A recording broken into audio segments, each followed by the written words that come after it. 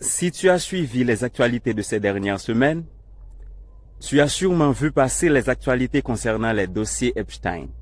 Jeffrey Epstein, un homme accusé d'avoir été à la tête d'un réseau international de pédocriminels et de trafic sexuel.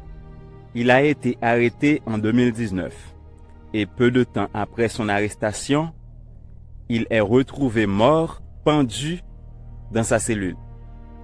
Le but de cette vidéo n'est pas de faire la biographie de Jeffrey Epstein. Tu as sûrement déjà tout entendu à propos de ce monsieur. Certains le considèrent même comme le plus grand délinquant sexuel du siècle.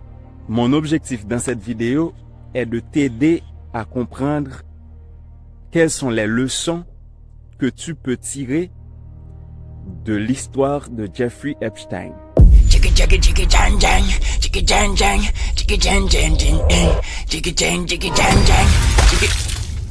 Jeffrey! Oh my God! Jeffrey! Jeffrey! Are you okay? La toute première chose que j'ai apprise de l'histoire de Jeffrey Epstein est que le monde dans lequel nous vivons est loin d'être moral. Dans le monde où nous vivons, la morale, c'est pour les faibles, c'est pour les nuls. La morale n'existe pas dans la sphère des hommes puissants. La morale et la loi, l'application de la loi, l'exécution des lois sont réservées uniquement aux personnes vulnérables, aux personnes faibles, aux personnes qui n'ont pas les moyens d'être immorales, qui n'ont pas les moyens d'acheter la justice. Tenez-vous tranquille, c'est la meilleure stratégie. Le monde dans lequel nous vivons est juste une grande pièce de théâtre. Une grande pièce de théâtre dans laquelle les forts agissent et les faibles subissent. Vous avez peut-être remarqué comme moi que dans ce monde, la justice est une justice à géométrie variable.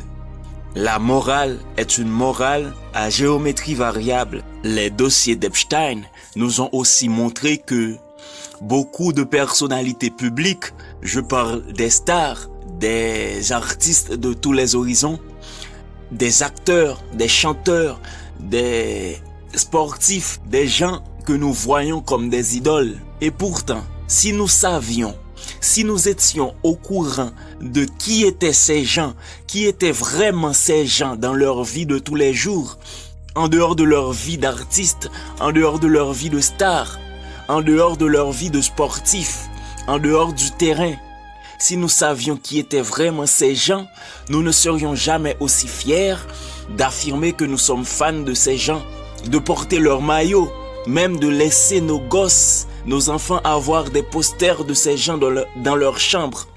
Je ne peux pas m'empêcher de faire le parallèle entre les dossiers Epstein et l'affaire Didi. Vous avez peut-être, comme moi, suivi l'affaire Didi. Didi et Epstein se ressemblent. Et pourtant, qu'est-ce qui s'est passé dans l'affaire Didi? Eh bien, vous l'avez suivi comme moi que Didi a écopé de seulement 50 mois d'emprisonnement. Environ 4 ans.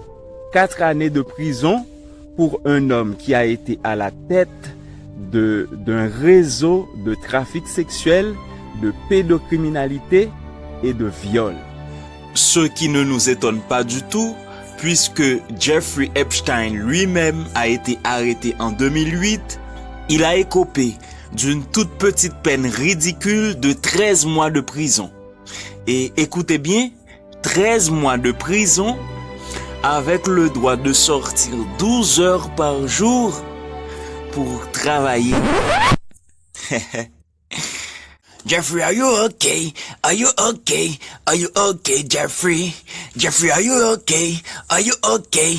Are you okay, Jeffrey? Si tu vas sur les réseaux sociaux, tu verras que les comptes de Didi sur les réseaux sociaux n'ont jamais été bannis. Les comptes de Didi sur Facebook, sur YouTube, sur les autres réseaux sociaux n'ont jamais été bannis, n'ont jamais été supprimés.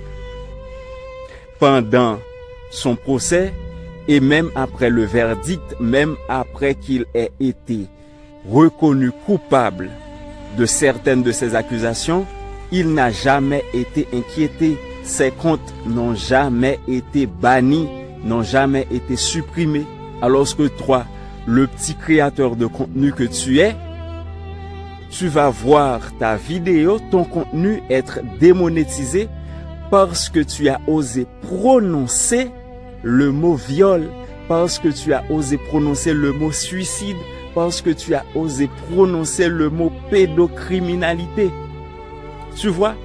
Est-ce que tu vois le contraste entre le traitement qu'on t'inflige à toi et le traitement qu'on inflige aux hommes puissants?